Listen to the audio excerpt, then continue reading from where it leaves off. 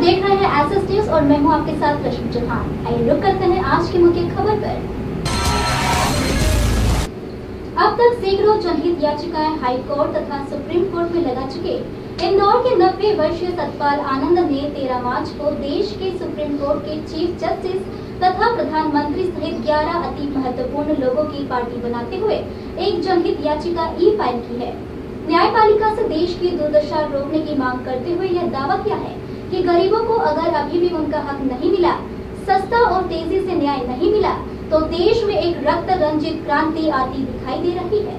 वो किताबों के ढेर लगी टेबल के पीछे सफेद कपड़ों में दिखाई दे रहे बुजुर्ग सतपाल आनंद हैं। उन्होंने भले ही वकालत की डिग्री न हासिल की हो, किंतु उन्हें जानने वाले इन्हें इंदौर का सबसे बड़ा कानूनविद मानते हैं।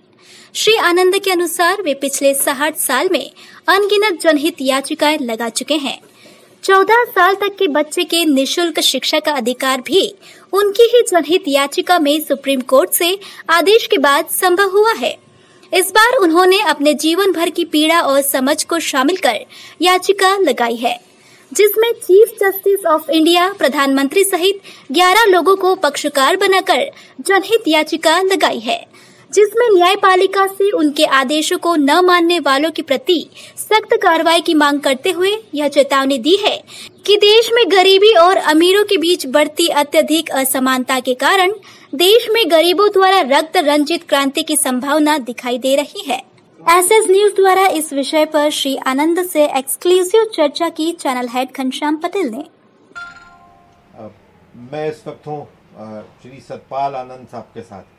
90 साल के सतपाल आनंद साहब लगभग 2000 से अधिक PIL देश में लगा चुके हैं। राइट टू एजुकेशन जो देश में मिला है गरीबों को, उसकी PIL भी सुप्रीम कोर्ट में आपने ही लगाई थी, उसी में आदेश हुआ है। सैकड़ों आपकी PIL हाई कोर्ट और सुप्रीम कोर्ट में मानी गई है और उस पर आदेश हुए। किंतु सतपाल आनंद साहब दुखी हैं। उनका ये कहना है कि सुप्रीम कोर्ट और हाई कोर्ट अब आदेश जारी करने वाली एजेंसियां बन गए हैं। वो उनके आदेशों का जहां पालन नहीं हुआ है, जहां नहीं रुका है, उनके खिलाफ कोई सख्त कार्रवाई नहीं करते। उसी को लेके आपने कल एक PIL फाइल की है, उसके बारे में हम सतपाल आनंद साहब से बात करते हैं। जी साहब नमस्कार। आपने कल एक फाइल की है पिटीशन सुप्रीम कोर्ट में, जी हाँ। उसके बारे में बताएं, क्या सब्जेक्ट है उसका? उस पिटीशन में मैं अब जिंदगी का 90 साल हो गया हूँ, मौत का दरवाजा देख रहा हूँ। क्यों खुदा नहीं लाता भगवान जाने।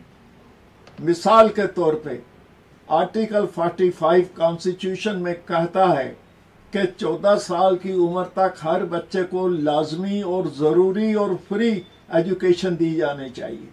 जापान ने दी और देखो जापान आसमान पे पहुंच गया तरक्की करते। हमने नहीं दी। हमारे कॉन्स्टिट्यूशन में वही लाइन लिखी है जो जापान की कॉन्स्टिट्यूशन में है। तो लोग पढ़ लिख जाएंगे तो इनकी गवर्नमेंट चलेगी नहीं, ये पावर में आएंगे नहीं, लोग इनको बुरा बोलेंगे। और बगैर एजुकेशन के democracy is a fraud. Cheap और स्पीडी जस्टिस न होने से डेमोक्रेसी इज ए फ्रॉड। डेमोक्रेसी के लिए 2 बात जरूरी है, एक elementary education and right to enforce the fundamental rights through cheap and speedy justice at door. इसके बारे में कॉन्स्टिट्यूशन में आर्टिकल 32(3) में कहा है कि अदालत लोगों के डिस्ट्रिक्ट तहसील लेवल पे जाके राइट्स का एनफोर्समेंट सुनी। आज तक 32(3) का पालन क्यों नहीं हुआ और जुडिशरी ने क्यों नहीं कराया? जुडिशरी ने आज तक किसी भी प्राइम मिनिस्टर के खिलाफ, चीफ मिनिस्टर के खिलाफ कंटेम्प्ट की पिटीशन क्यों नहीं लगाई? आप और मेरे खिलाफ तो रोज लगाते हैं।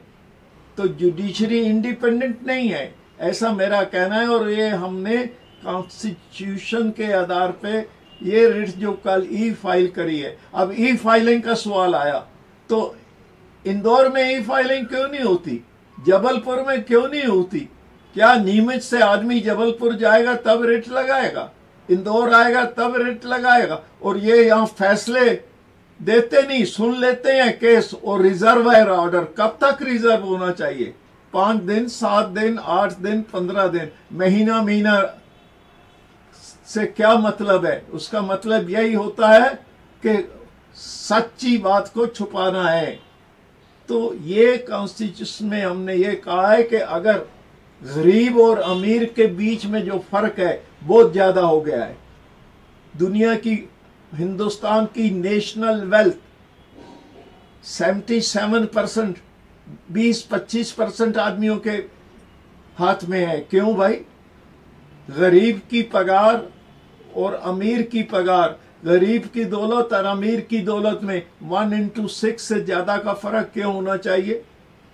सोशल कंसेप्ट में स्वीडन में जाओ, 1 से 6, 1 से 7 समझो, 1 से 8 करो, पर यहां से एक के पास 1 रुपए है, दूसरे के पास 100 रुपए है। तो इस पिटीशन का लबे लबाब ये है कि ब्लडी रेवोल्यूशन आएगा, पैसे वाले भी मारे जाएंगे और गरीब मारेंगे, उनको कोई रोक नहीं सकेगा, ना पुलिस, ना मिलिट्री, ना और कुछ। इसलिए जुडिशरी को चाहिए कि सोचे कि हिंदुस्तान कहाँ गलत जा रहा है, उसको सेट राइट करे। It is the judiciary which makes the nation. Judicial wisdom से नेशन बनती है। खराब कॉन्स्टिट्यूशन से भी अच्छे जज मुल्क को आगे ले जाते हैं। लेकिन हमारी कॉन्स्टिट्यूशन की असेंबली के बारे नेहरू ने 1922 में,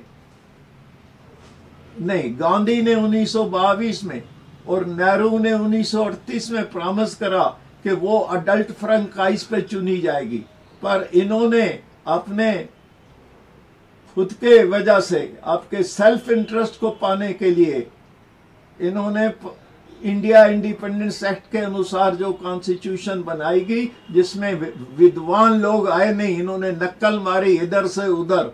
जो हम अडल्ट फ्रेंचाइज पे कॉम्पिटेंट लोग आएंगे वो कॉन्स्टिट्यूशन बनाते तो वो और होती। वो पुरानी फिलॉसफी, वैदिक फिलॉसफी पे जुडिशरी बनाती जो डरते नहीं। हिंदुस्तान में डेमोक्रेसी अभी से नहीं आई है, सदियों से चली आई है। अब ये राम राज का कल मैंने न्यूज़पेपर में पढ़ा, गांधी ने कहा आया, तो वो राम राज है कहाँ? सतपाल आनंद साहब का यह प्रश्न है कि राम राज का है। आपका यह मानना है कि जुडिशरी देश को बनाती है, देश की जुडिशरी को सिर्फ आदेश नहीं देते हुए उसका एग्जीक्यूशन भी देखना पड़ेगा, उसको रोकने का जो भी दोषी हो उसके खिलाफ सख्त कार्रवाई करनी पड़ेगी।